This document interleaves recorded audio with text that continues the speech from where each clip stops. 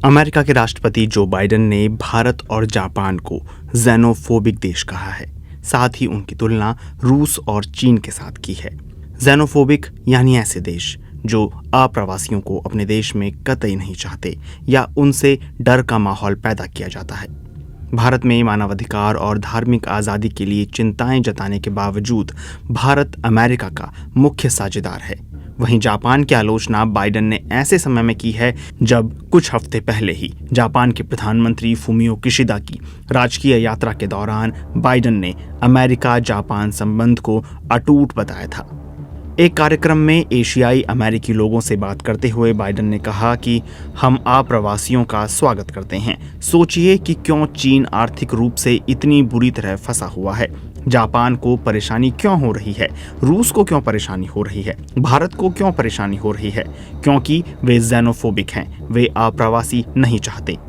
अमेरिकी राष्ट्रपति के इस बयान की कुछ विश्लेषक आलोचना कर रहे हैं। ट्रंप प्रशासन के पूर्व उपसहायक सचिव रहे एल्ब्रिज कोल्बी ने एक्स पर लिखा है कि जापान और भारत हमारे दो सबसे मजबूत और महत्वपूर्ण सहयोगी हैं। हमारे सहयोगियों पर संकीर्ण प्रगतिशील सोच रखना उन्हें कमतर दिखाने जैसा और बेवकूफ़ाना है।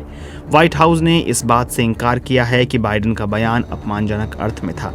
राष्ट्रीय सुरक्षा प्रवक्ता जॉन किर्बी ने कहा कि बाइडेन अमेरिकी इमिग्रेशन पॉलिसी पर अपनी बात व्यापक रूप से रख रहे थे।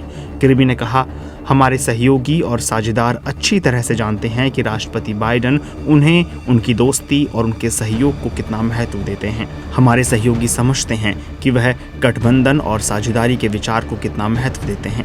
वॉशिंगटन डीसी स्थित अमेरिकन एंटरप्राइज इंस्टीट्यूट में दक्षिण एशिया के जानकार सदानंद धुमे ने बीबीसी से कहा कि बाइडेन की टिप्पणियों को शायद भारत में खराब प्रतिक्रिया मिलेगी, क्योंकि भारत में राष्ट्रवादी उभार का दौर चल रहा है।